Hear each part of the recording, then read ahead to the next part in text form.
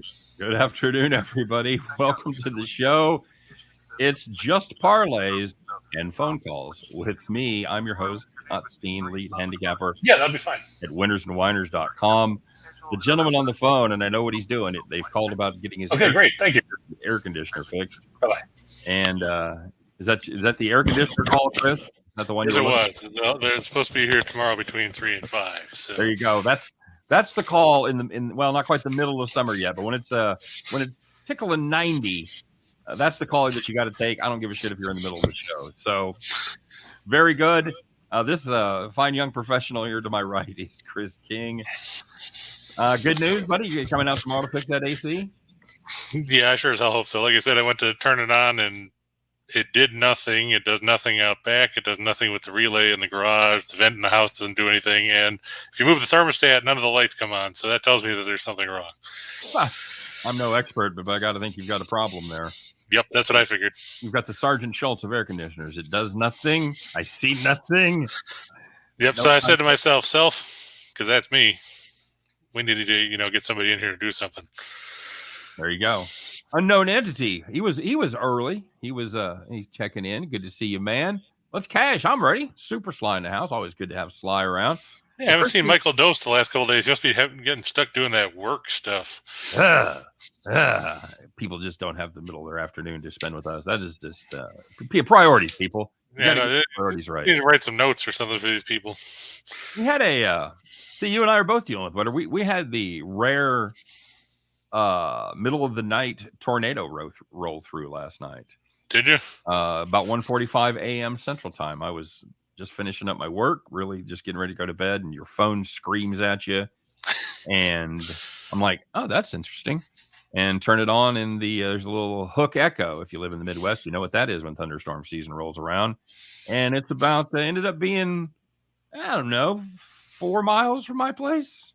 I don't know that they actually had much of a touchdown, if it wasn't anything horrible, but a little close. Even in the Midwest, where our first instinct when we find out there's a tornado is to run outside. Go outside. See we can see it. Number one, I don't like middle of the night tornadoes, and I don't like them that close. As a sports bettor, I understand the odds, and the odds of me getting hit by a tornado, even if one touches in Kansas City, still pretty small. You're still looking at 1 in 5,000 or whatever right there when you take, 4 mile square areas or whatever. Anyway, good to be here. It's a beautiful sunny day now. My air conditioner is roaring to life. It's fine. All is right with the world. Chris, how'd your betting day go yesterday? I know you and I gave out a couple of pretty good picks, a couple of 3-packs of pretty good picks. Yeah, we had both the two teamers here on the show hit yesterday. I don't know what I'm more upset about in the 4-teamer, whether the fact that Milwaukee only scored 2 runs or that we had to listen to how Josh Hader had 40 straight, scoreless appearances until yesterday. Yeah, you count on Hader, man, and he lets you down. Scott Baker says, "What's up from hot Arizona?" Man, I think he's just got that copied and pasted. He just drops that in whenever. Well, Scott, unless it's hot enough right now where you could drive through Yuma at 9:30 in the morning and fry an egg on the hood of your Humvee, it's not hot enough. But I want to know if people still do that dumb shit, like even in Arizona, where they walk around and going, "Hot enough for you?" Or "How about this heat?" It's the desert in the middle of summer.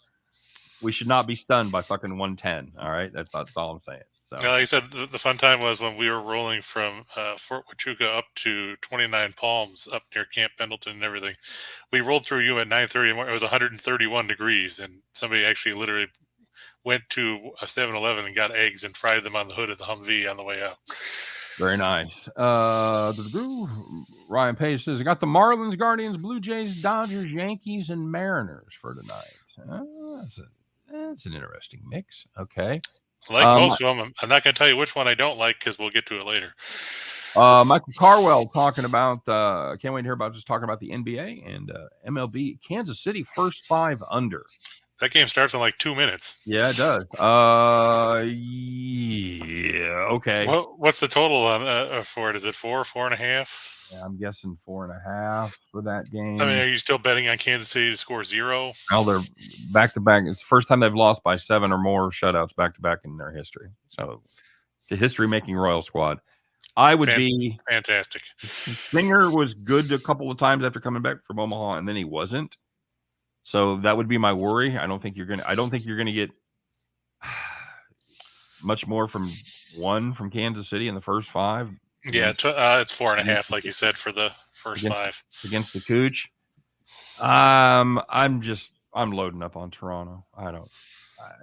First 5 total. It's a crapshoot because you don't know if they could mash Singer. Toronto could put up 4 in the first inning, or Singer could have a good outing. I don't have enough of a read on him after coming back from Omaha to really endorse that one way or the other with confidence.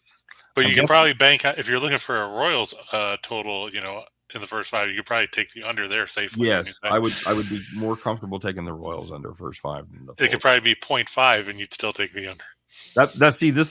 This is the kind of breakdown. Like, yeah, I don't know. That's the kind of breakdown he was excited for us to give him. So sorry, Michael. I wish I could land. Sometimes you don't land on one side or the other of a game, and that's the way it is with me on this one. So there's just too many question marks going into that. One of the question marks is that the Royals offense sucks. So that's the part of that game I don't have any questions about. And their pitching has been less than stellar. Although last night, whoever the fuck it was, had a decent outing. Keller.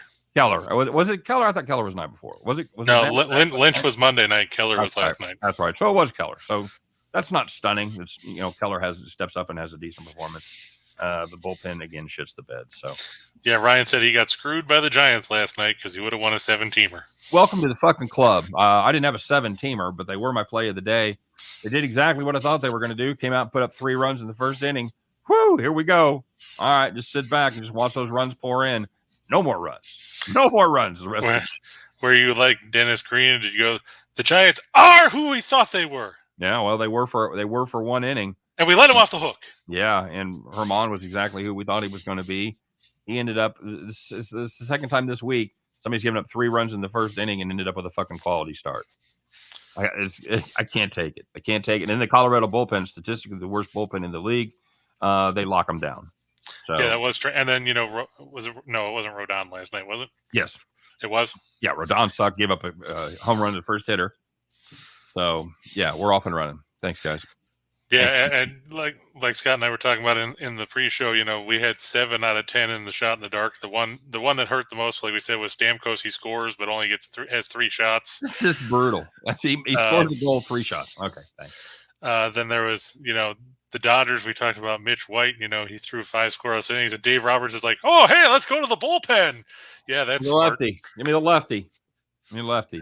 And they gave up 4 runs in the 6th, and that was it. And Kopech, I said that was one thing that I worried about was that Kopech was going to keep the White Sox in the game. Yep. And he did. And Bickford Price looked like Rocky's bullpen.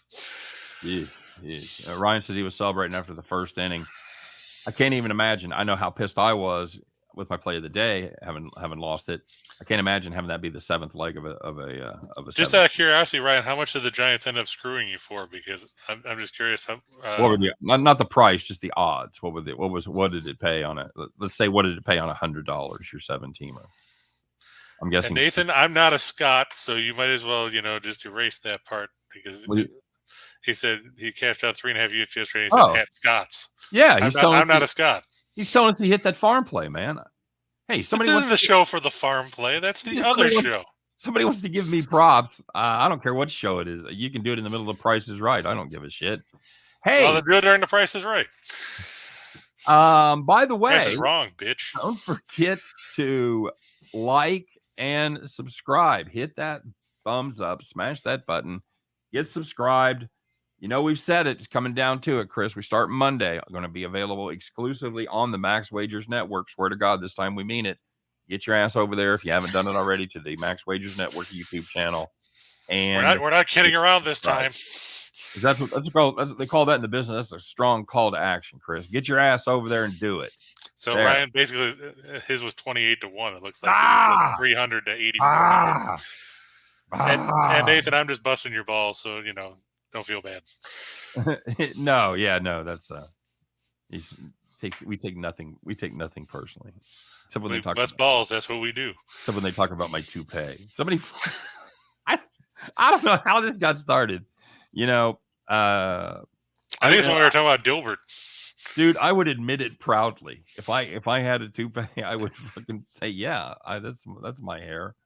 But yeah, no, it's just bizarre. Anyway, like, subscribe, do all that stuff. Check out all the great content, not just us, all the great content on the Max Wagers Network. 12 o'clock brings Midday Money with Sean Higgs. 1 o'clock. Good dude. Is Allie Burns giving you Morning Wood. 2 o'clock, me and Chris, you know where to find us. 3 o'clock, right after this, move over to Studio B and shoot back to the window with my pal, Scott Reichel. 4 o'clock, Sean Miller, soccer across the world. Check it out. And maybe one of these days we can get Reichel to come on here if he's not taking a nap or, looking out his window, seeing what the world looks like. Could have him on there sometime. And then 5 o'clock, of course, Game Time Decision with Detroit Lenny, Nick, and Tim Earl. So that all great content. Put it on. Your boss won't care. It'll be fine. Speaking of, how'd the super regional talk go yesterday? We had fun. Yeah, we went through all 8 of the super regionals and laid out some plays. He played big time dogs in the regionals, and it didn't work out all that well. And he was more chalky. Is he still back in East Carolina? Dude, it's where he lives. I know. Yeah, he's still back. No, he's off that bandwagon. I think, hey, some people jump off the bandwagon. Right? Look at you with the Royals. They made it to the Super Regional. They're ranked 8th in the nation. Fuck those guys. I'm done. I've had enough. Blow. No, I'm still a Royals fan. I mean, you have to be, but it doesn't mean you can't be objective and go, this team sucks.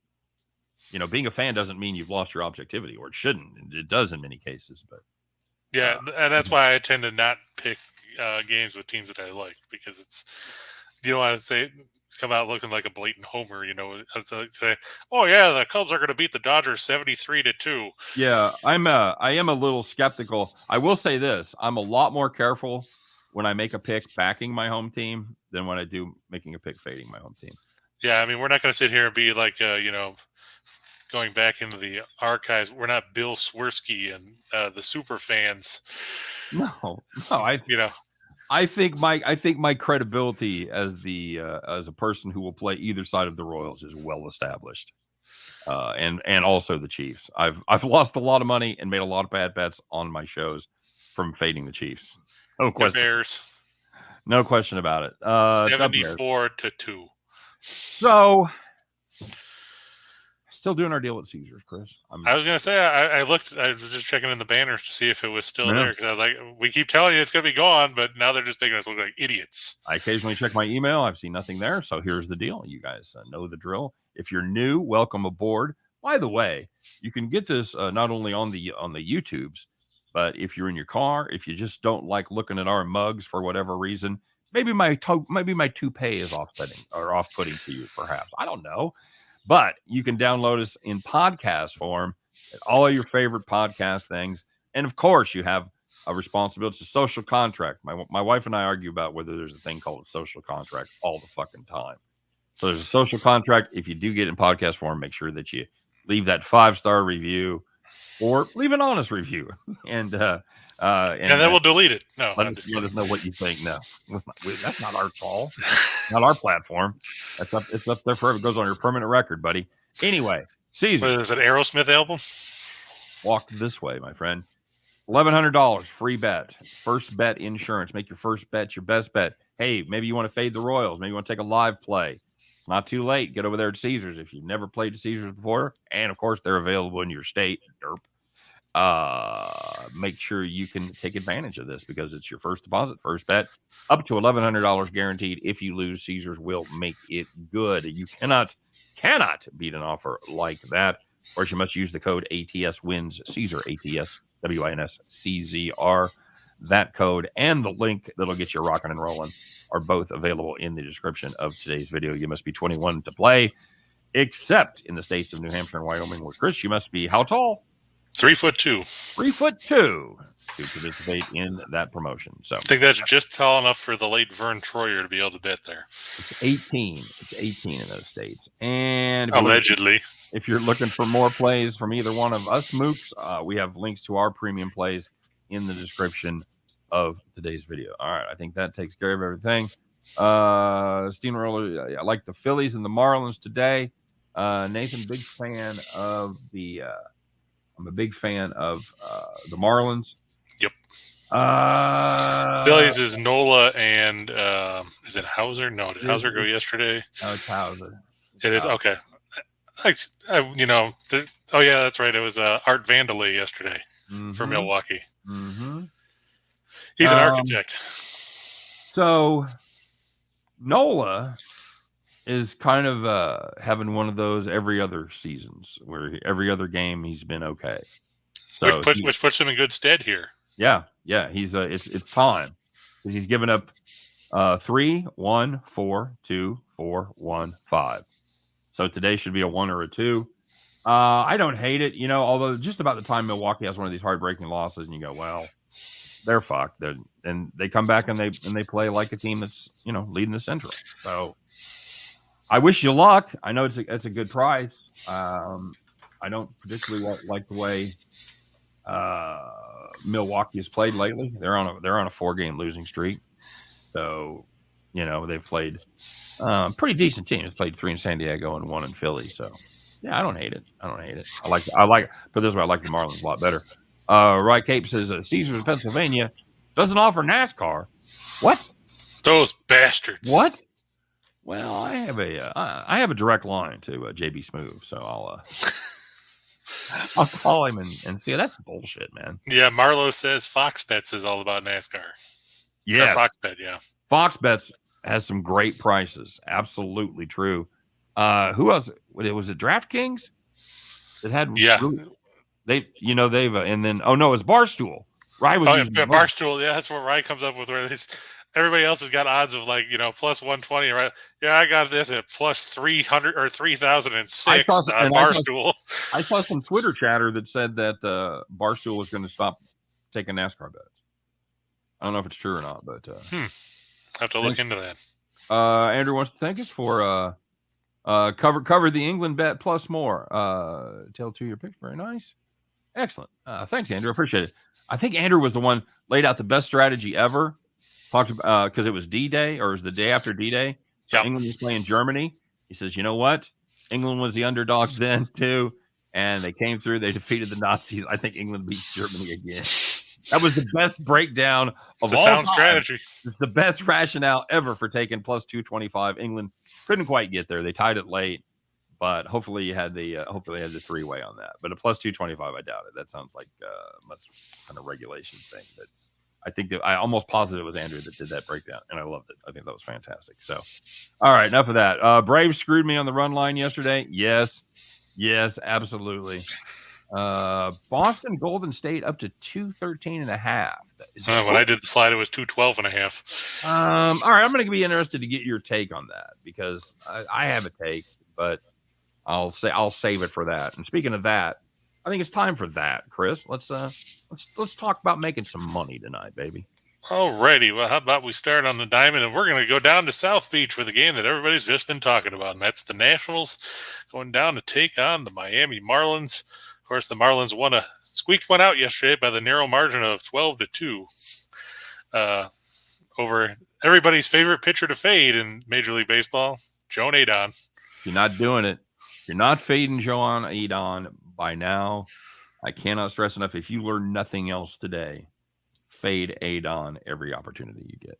Because it's pretty soon he's going to be gone. That's right. That's exactly right. Get it now, kids.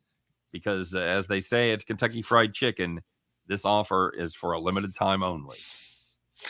Yeah, today at least they've got Josiah Gray. He's 6-4, despite that wonderful 471 earned run average and a 1.308 WHIP. The problem for Gray is the fact that you don't know what you're going to get from Washington. His last name means he sucks. Josiah Gray, John Gray, Sonny Gray. Fucking just put them in a bag and shake them out. They're all the same. They all suck. Pete Gray. Sorry, go ahead. Continue. Josiah Gray, he's given up 14 homers in 57 1/3. And in case you're wondering if that's an aberration, it's not. He gave up 19 in 70 2/3 innings last year as a rookie. So that's one of those stats we throw out a lot. And your home runs, a decent mark is somewhere around 1 a game. Should be a little bit less than 1 a game. You want to look for anything over 1 per 9. Right. And when you're at 2.2 per 9, you can draw your own conclusions. All right, sorry for interrupting, but I just no, you're fine. It's one of those things we throw out there all the time, and I want to give a little context in case you're new to baseball betting or you don't, look at the stats like that. I try to give a baseline whenever I get an opportunity. So yeah, continue. And Scott, who's pitching for the Marlins? Sandy Alcantara. Right, and all Alcantara's done is previously known on my show as Alcantara. But all he's done is lead the league in innings pitched with 74.2. Yep. In that span, he's given up all of 4 home runs. Now, granted, he's been a little lucky. His FIP is 3.10 compared to his 1.81 ERA. Okay. But, he's only given up 49 hits in 74 2/3 innings. Can't really argue with a guy that's given up less than 6 hits per 9. No. By the flip side, Gray is also considers himself fortunate with a 4.71 ERA. His FIP is 5.79. There you go. But let's face it, we saw Washington yesterday. They did not look good. I guess, they can take solace in the fact that they took 3 from the Reds. So there's that. But, Washington, they score more on the road, though you couldn't tell yesterday. But the Marlins are suddenly a good offensive team, especially even playing in that friggin' dome or, cavernous thing that they call Lone Depot Park. Right. Where it's like, 8 miles to center field? It's awful. Yeah. The Marlins 4-0 in their last 4 as a home favorite, 6-1 in their last 7 against teams with winning percentage below 400. Washington, not very good, 17-40 in their last 57 as an underdog. They expect them to play shitty, and they do. Yep. And they've lost 6 of the last 7 meetings with the Marlins. Let me ask you something, Scott. How long is it going to be before Dave Martinez joins the ranks of the unemployed? Can't be long. It can't. I mean, I think they kind of wrote this off as a rebuilding season, so maybe he lasts the year because they had really low expectations going into the season. But I can't imagine him bringing him back for 2023. I can't. Can you see him making it through this season? Yeah, I think it's possible. If they continue to trudge around, they play 400 baseball or something. Yeah, I could see him just slogging his way through the season. But if they go on one of these massive, 10, 15 game losing streak kind of thing, then I think the clamor will become too great and he'll have to go, just like Madden. Now, do you think it was Madden's fault? He's not the guy up there hitting and going 0 for 26 or 0 for 27 like Trout. He's not, a lousy bullpen pitcher or anything else. No. How much of that's his fault as opposed to, what they're doing on the field? Well, managers have a little bit of input, 15% maybe, something like that, 20%.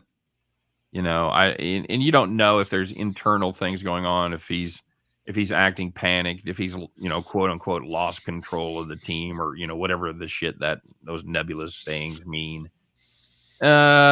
Sure. You give him, I max him out at 20%, but again, somebody's head's got to roll. Scott and I were talking about it. I thought it would take a few more losses. I didn't think they'd hit the panic button quite this early. I thought he might need to reach 15, but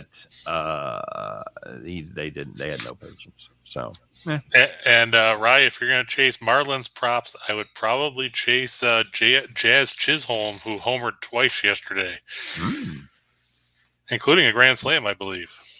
I'm not going to lay out the mathematical case ever again about why you shouldn't bet home run props. One time I tried to make my case. What happened, Chris? Jose Altuve homered in the bottom of the first to lead off the Astros. First at bat. Boom. There you go.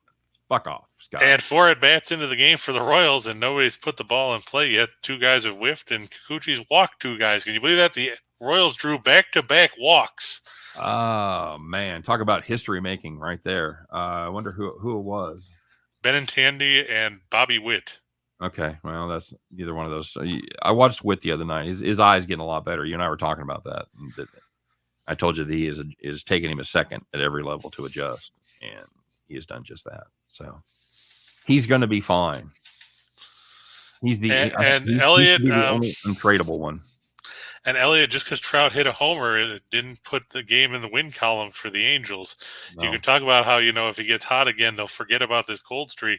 They're not going to forget about losing 13 in a row and falling from. I mean, we're talking, 3-4 weeks ago, this team was in first, well in front in the AL West. Yep, absolutely. And now they're pushing almost double digits behind Houston. Yeah, we were talking about them being a possibility for one of the more surprising teams. Yep, and now they now went we right are back again. to normal. All right, very good. Yeah, I'm a fan of this play. Marlins run line. I'm okay with that. I'm not laying 200 on any baseball game, but yeah, play the run line there, even though they're at home. Ready for the next one? I am. How about the Yankees and the Twins? Nestor Cortez gets to face Minnesota and gets to listen to Jim Cott, who got himself in trouble last week when he called Nestor Cortez Nestor the Molester. Jim, just because it rhymes doesn't mean you always have to use it. Oh, man. Okay. Yeah, that's he said he didn't mean anything by it when he said it. Well, I didn't know what the quote was. I saw Nestor's response where he said, "Yeah, it's all good, whatever." He's just about like you'd expect. Like, okay, why do I give a fuck with Jim? Yeah, Cott? it's like, Cott is 82 or 83 at this point. Yeah, he was pitching for the Twins when I was following the Royals. Like in the early '70s. So I would let me take a wild guess here, and I know you got baseball reference. I'm gonna say Jim Cott retired in 1981. 1983. Damn it. All right. He retired at age 44. Nice. Yeah, I knew he pitched a long time. He pitched with in relief for the Cardinals the last few years of his career. Look, guys, I'll break this down. You followed this yesterday with the Farm and the Yankees on the run line, and they played with their food a little bit, but they exerted their dominance there at the end. I don't hate this Twins team. It's a good team, but they are always snake bit by the Yankees, especially in the playoffs. But they don't do well in the regular season either. This is just a really, really, really good Yankees team right now. They have the best record in baseball, and there's a reason. They play well at home. They play well on the road. Chris lays out a really good case. They play good against good teams. 14-3, last 17 against teams with a winning record. They're afraid of no one. They swing the biggest dick in the land right now. It's the New York Yankees. Take them on the run line, and that's why you're not getting any. You're only getting 70 cents worth of value. They're playing them from 170 to 105 or 65 cents rather. So. You wanted to throw him in with a parlay at minus 170. I don't hate that, but I like this pitching matchup. Yeah, especially Archer, who's not even going 4 innings a start. That's right. He's been. His numbers are better than you would probably think they would be, but there's no length out of him. So he's the American League Blake Snell. Royals score in the first, man. Guess who actually made a bet against the Royals today, buddy? You did, huh? Absolutely. Evan J. Melendez, an RBI double. Kid can play. How about Vinny Pasquantino? We talk about him all the time, man. Yeah, I know. Yes, he's good. He should fucking be in Kansas City. Oh boy, anyway. Santana's got a 2-1 count. Boy, if he can get a hit here, imagine that. The Royals would have 3 runs in the first. Yeah, good luck. I just said it could happen. I didn't say it was going to. Take the Yankees. What else we got to talk about? Let's go. How about the NBA? Seems like it's been about a week since they played. Seems like it because, we didn't get to do game 2 because it was Sunday. I know. So for our purposes, it's been almost a week. So there you go. Yep. Golden State traveling to the Garden. Chris, this has been a pretty tight series. It's been all about quarters. It's all been about the domination by one team or the other in a particular quarter. With Golden State, it's usually the third. Yep, 35-14 in game 2 was they the margin did there. Yeah, they did their thing in game 2, and they said, all right, we came out and stomped them in the third quarter. We got that big lead. And then Boston went out and had a quarter of their own as they dominated the fourth quarter of that game and ended up winning by double digits. So the other 5 quarters have been pretty close. pretty close. Not bad. So what do we got here, buddy? Going home. We got the Celtics, and you're laying the 3.5. I see. Yeah, I'm going to go with Boston. I think, the issue, Golden State hasn't played on the road in what seems like an eternity. Right. I think their last road game was back May 24th, something like that. Okay. So you're talking a couple weeks. They've only played, I think, 3 or 4 road games since the beginning of May. So you're looking at a Golden State team that, and let's face it, they weren't good on the road to begin with. I mean, they struggled with Memphis. They struggled with Dallas. They struggled. Who'd they play in the first round? New Orleans. It was New Orleans, wasn't it? No. Wait. New Orleans played Memphis. Denver. That's right, Denver. They went to Denver, Memphis, Dallas, Boston. Yeah, I'm just, and you look at what we saw. Klay Thompson was terrible in game 2. Yeah. I mean, they won the game convincingly, but he shot 4 of 19. I think it was 1 of 13 on contested shots.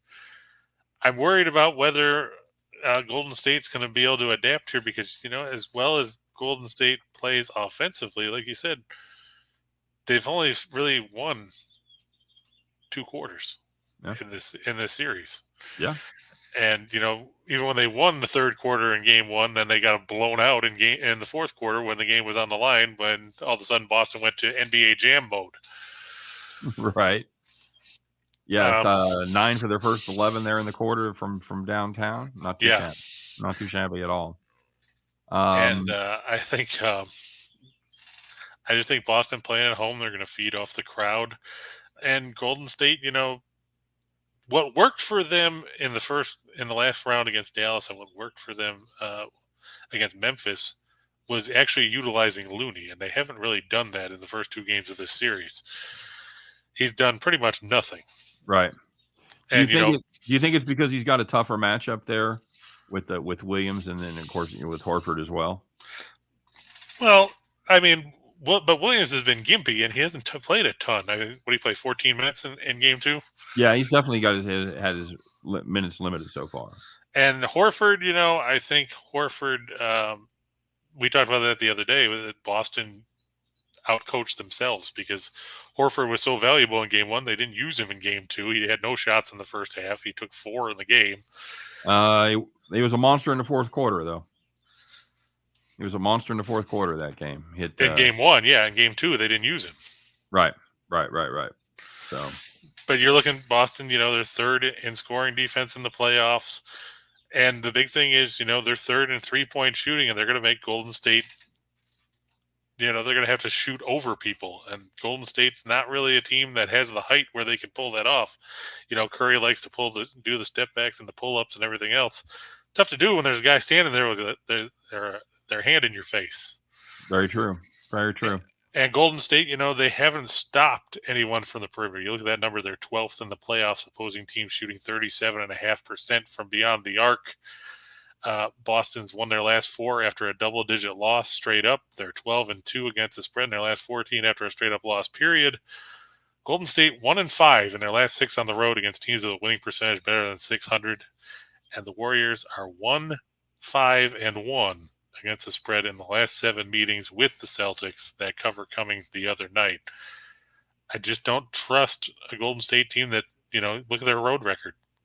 They're 39-11 or 40-11 at home, counting the playoffs. Yep. They're 25-23 on the road, and that factors in playing crappy teams like Orlando. Right. Yeah.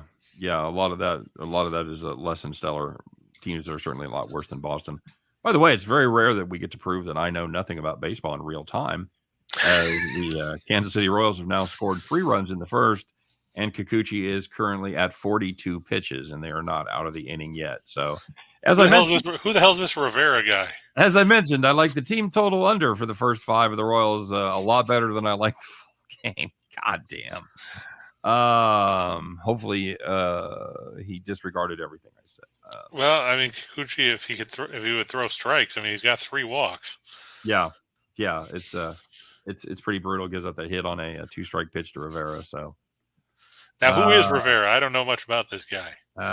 He's just a kid that just they've got him up here to take a look at him. I don't know if he's part of the long-term plan or not. He's hitting about $160 or $180 or whatever he was hitting going into that at bat. Of course, 212. Oh, see, I'm way off. He's up to 220 now. Oh, I can.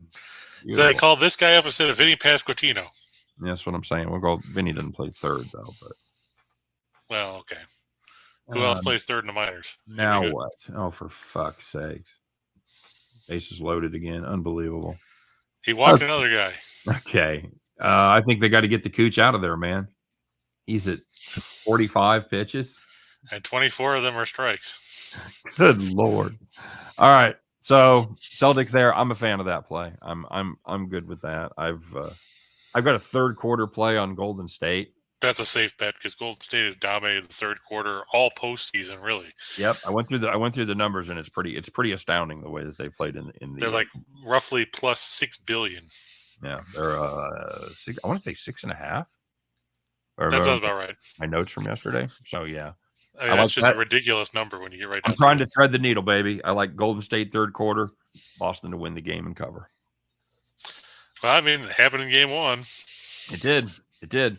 All right, let's move on. Let's make some money, man. Let's keep out throwing those. Whoa! You want to make some money? What kind of show do you think this is? By the way, it's a good time to mention it for entertainment purposes only. Especially my entertaining takes on the Royals. All right, now take a look at the two teamers for tonight. Like we said, we're going to take the Marlins and the Celtics. By the way, I'm going to get out over my skis here and tell you it's a good time to bet Toronto right now. Good time to get some plus money on Toronto. Is that because you already bet against the Royals? You got to double down now. That's right. Load it up, man. When that wheelbarrow is starting to wobble a little bit, just put some more fucking dirt in there. That'll help. All right. They brought in Big Daddy Thornton, by the way. So. Which Thornton is this now? To relieve the Cooch. It is Trent Thornton. Trent Thornton with the guy with the glasses. The guy who thinks he's Rick Vaughn. He looks like he is saying, I have never been laid in my entire life. That's the vibe he's got going on there. So like I said, so he looks like Rick Vaughn, just without the skull and crossbones on the nose piece. A little bit. All right. A couple games we've talked about here already. Yeah. And Andrew said he grabbed Toronto at plus 275 and plus 2.5 runs at minus 112. Don't hate it. Especially if you can get out of the inning here. I think this is the prime time to pounce. If you want that last shot at Toronto, I think this is the time I think you're getting the apex of your value. And then we talked about the Yankees, and we're going to pair that up with the Guardians over the Rangers. Shane, don't call me Justin Bieber going on the mound for Cleveland against Dane Dunning. I just don't have any faith in the Rangers. They did a solid yesterday by losing in the opener for Quantrill as John Gray continued to struggle. Going back to Scott's premise and, soon to be a dissertation fade the Grays at a sports book near you. Fade the Grays. Very good. And of course, we talked about the Yankees previously. So you wanted to play that two-teamer. It would pay 3-2 minus plus 150 on $100. If you wanted to get fancy, put a little spice on that. Play the run line. You would be looking at 3-1 on $100. So, by the way, I was a little distracted there. It looks like he got out of the inning. So. Told you. Yeah. All right, here come the Jays. Jays is picked off. Here come the Jays. And your other one, you got your Guardians and your Yankees. That's solid. A little better money, 161 on 100 and 368 on 100 as far as the run lines go. And Bronco Devil said he took the Guardians and the Yankees, and Scott's Royals are screwing a Bronco fan again. You're all right, buddy. Just don't panic. It's fine. Speaking of the Broncos, what do you think about the Walmart heirs talking about paying $4+ billion for Denver? God damn! Don't they have enough Walmart heirs in that town? They've already got Kroenke. That's what I was thinking. So yeah, let's have another Walmart heir. $4 billion for the 4.65, I think, is the. Sorry, I like to round. I said $4 billion originally. So, but yeah, I just looked up 4.65 is apparently the price. Yumping Yemeni. That's a lot of money. A lot of money. Eli Musk could buy 11 NFL teams for one Twitter. All right, solid. Give me a 4-teamer. All right, how about we go on to the Dodgers and the White Sox. I know we talked about this one yesterday in the Shot in the Dark, and we already talked about how Phil Bickford and David Price screwed us over. Today it's Tony Gonsolin, who's 6-0. Who would have thought Tony Gonsolin would be the savior of the Dodgers rotation as we go to June? The anchor of that staff, yep. And he's taking on, do you know who he's facing, Scott?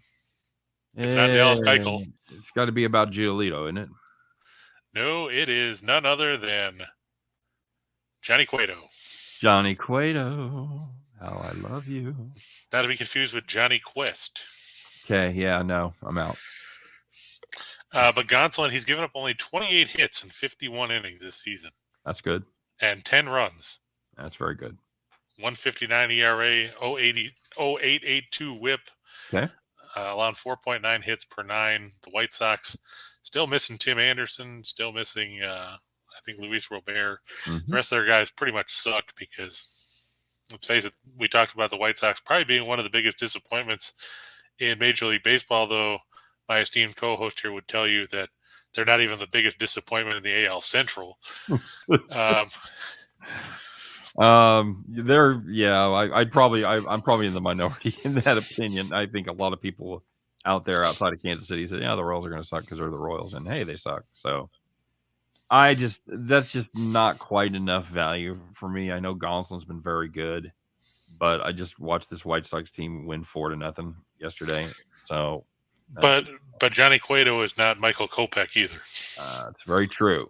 Very true. I would like this better about 140. That's all I'm saying. That's all I'm saying. Bronco said that at Mile High Stadium they're going to replace the ticket takers with greeters. That's actually funny. And Rye said that the last time the Broncos were sold, they were purchased for $7.8 million. Talk about a return on your investment. Man, I should get one of those. We should go in together and get one of those, Chris. It sounds like a pretty good investment. I don't know if right now, with everything going on, if we could afford a Ford Bronco, much less the Denver Broncos. Those things are expensive.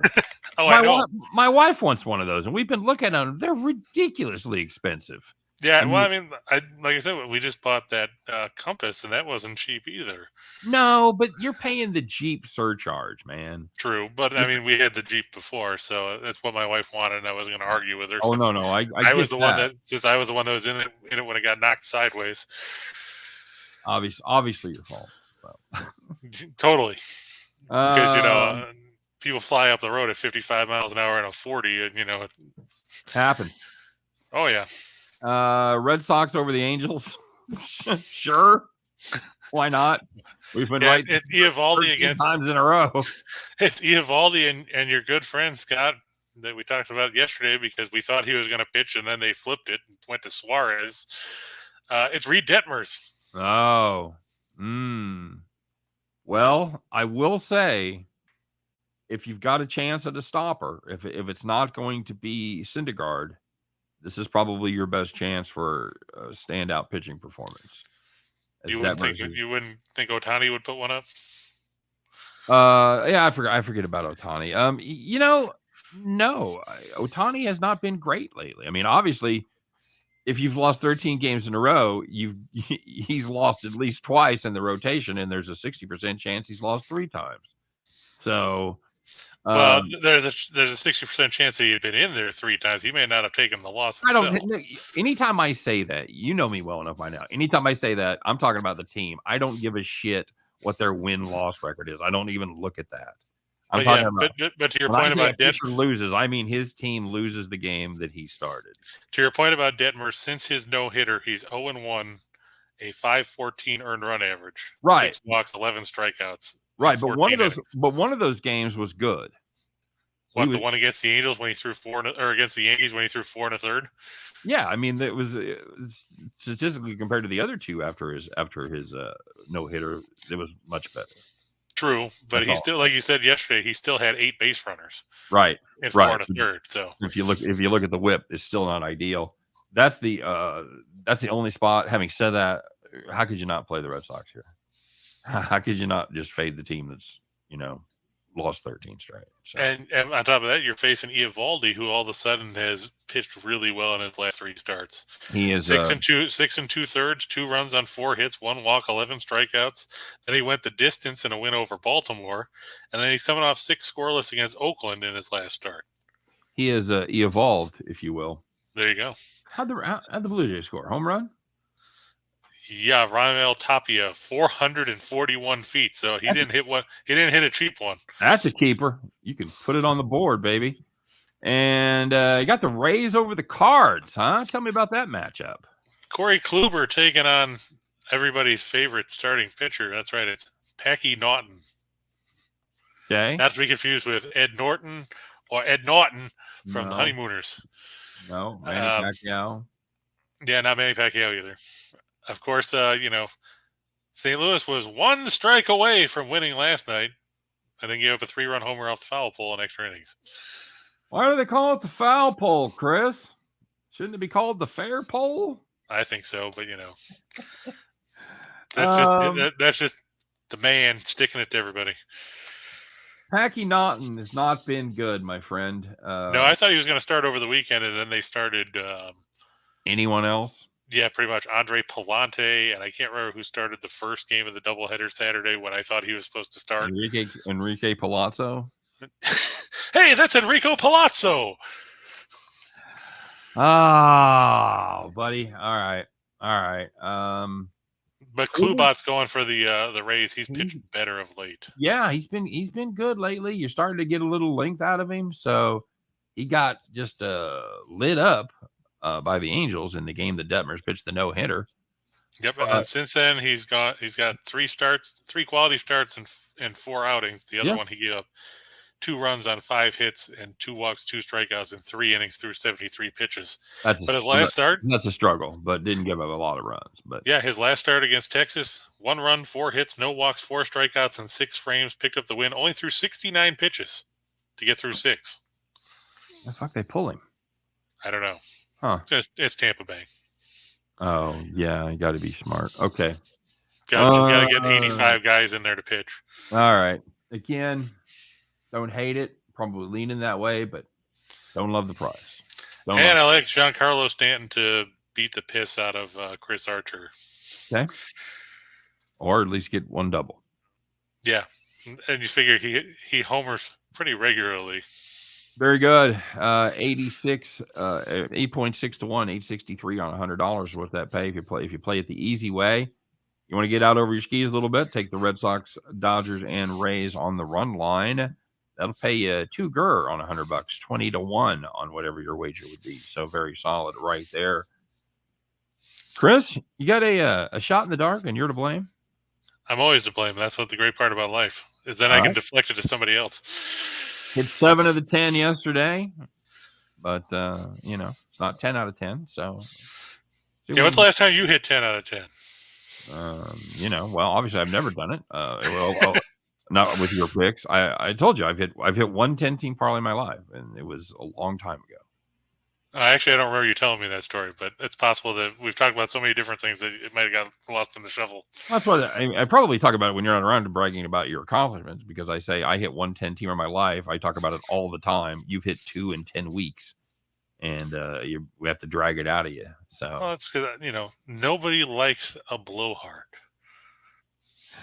Fuck. So I just try to let the picks speak for themselves instead of me trying to do it. If I hit a 10-teamer for $100,000 on $100, I would hire an airplane to let everybody know. I would skywrite it, and then you'd probably be out of money. Yeah, then I'd have like $6,000 left to take everybody out to a fucking fancy dinner, and then it'd be gone. So easy come, easy go. That's my motto. That's a good sound right winger. Lay out your case. I'm going to take the Diamondbacks over the Reds. It's Merrill Kelly. He's pitched pretty well. I know his ERA's bumped up his last few starts, but he's facing Mike Minor, who looked like he belonged in the minors after his first start. He had 3 homers in 4 innings to the Nationals, took the loss. I know Cincinnati scored 14 runs yesterday, but, they were up, 9-0 before the rains came, and then gave up 8 runs in the last 2 innings to make the game a lot more interesting than it should have been. Mm-hmm. So you could also look at the over there too. Okay. I mean, is there any game with the Reds that you don't look at the over? Nope. Not especially at home. I'm going to go with the Phillies over the Brewers. We talked about that. Was it Ryan that was talking about it earlier? Yep. Yeah, I like Nola that? there. You like that as well? Okay, very good. Yeah, I'm not sold on Hauser. Right. I'd be more sold on Doogie Howser pitching than Adrian Hauser right now. Well, that's just silly. I think Adrian Hauser's been pretty good, but okay. He has? All right. What stats are you looking at? He's had some good starts. That's what I'm saying. He's had some good starts. That's like saying that, Peter McNeely had some good fights. No, that's he like fought Tyson. no. It's like you kind of make him out to be like Adon. Oh no, he's not that bad. That's what I'm saying. I mean, no one's that bad, except Patrick Corbin. You're looking at an ERA of 3.5. Hauser went 5, gave up 1 earned his last time out. There's a decent start. He gave up 1 run, 6 innings to start before the 2 starts before that. Yeah, he got absolutely shelled against St. Louis, but most of the problems with his ERA have come from 2 starts. One against Cincinnati, one against St. Louis, where he gave up 15 total in those 2 games. So I also look at the fact that his ERA would be a lot worse, except for the fact that 9 of the 29 runs he's allowed are unearned. Yeah, and we talked about that with him before. That's absolutely correct. So I will say that he has seemingly corrected that problem, as he has given up just when he got shelled, he gave up 8 runs, 5 earned, but the 3 of the last 4 is not giving up giving up 1 unearned run. So, and Rye said that Doogie Howser throws heat. Okay, fair enough. All right, very good. You got the Padres here over the Mets. Pods over the Mets. I like Manaea. He's pitched well in his last few turns. He started off slow, but he's coming around. And if you followed us yesterday, we told you to take the Padres with Yu Darvish, and boy, did he pitch well yesterday. A homer. He's a homer. Yep. Manaea, he's got 5 quality starts in his last 6 outings. He hasn't gone less than 6 innings in any of them.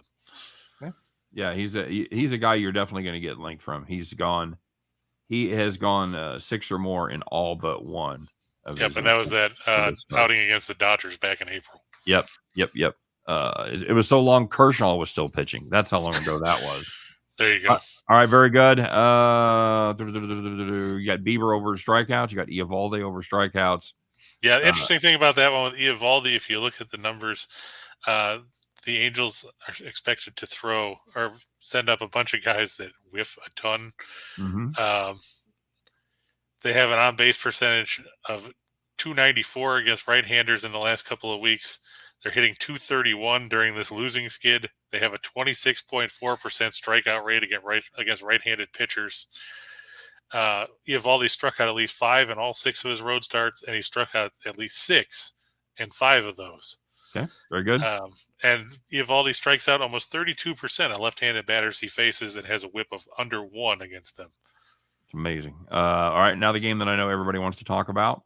We talked about the side. Let's talk about the total. Golden State Warriors, Boston Celtics. Somebody mentioned this was up to 213.5. Let me check the grid here and see if that's market wide or if that's just in spots. Robert, a lot of the ones you can do player props and games at BetMGM. That's where a lot of those come up. What other ones do you know of, Scott, for that? You can do what? For doing games and player props besides BetMGM. Does Caesars do it?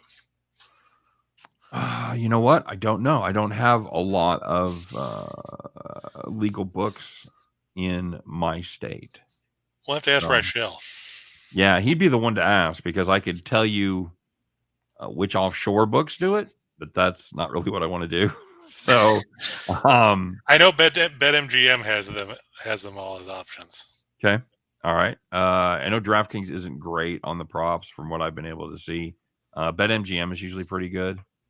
Yeah, I'll have to ask Rachel. If you watch the next video, pop in and I'll ask Scott because I'll forget. You like the under? You like the under here? Especially now that it went up. I mean, you look at the last game. We only saw 195 points. Now you're playing in Boston. I think you're going to see Boston's defense clamped down. Well, 212.5 seemed to be the trigger number because it opened up at 214.5, got down to 212.5, and then you had buyback. So I wouldn't be afraid to let that go a little bit and see if you can get 213.5, maybe more. Oh, for sure. Because you got 213 at most spots now. I do see it Heritage has 213.5. And it should be coming. So yeah, there you go. All right, let's step on the gas here, buddy. Yeah, Derek White over 11.5 points. He was so good in game 1. I think he'll be better in game 3. Okay. Jordan Poole is going to go over 12.5 because, hey, somebody's got to score because Klay Thompson's not. Tatum, he's averaging better than 30 at home in the playoffs. I think he'll go over 27.5. And Curry in his last 10 games has averaged better than 6.3 assists a game. I look for him to go over 5.5. All right. Even if it's feeding oops to, Looney and all those other guys, he'll end up over. Very good. That's it. That's your 10-teamer. That's shot in the dark right there, guys. And that's it for the show. As always, another good one in the can. We appreciate everybody stopping by here on Hump Day. Wish you nothing but the best. Of course, one more time, we implore you to please like and subscribe. We appreciate the effort. Stay tuned. I'll be back with my pal Scott Reichel here just on the other side of the hour. But if you can't make that, please come back and see us tomorrow, where Chris and I will talk about a lot of different things. We'll talk about the weather. We'll talk about cars. But we'll try and concentrate on... Keyword try. On? Just Parlays. There you go. You guys have a great day. We'll see you tomorrow.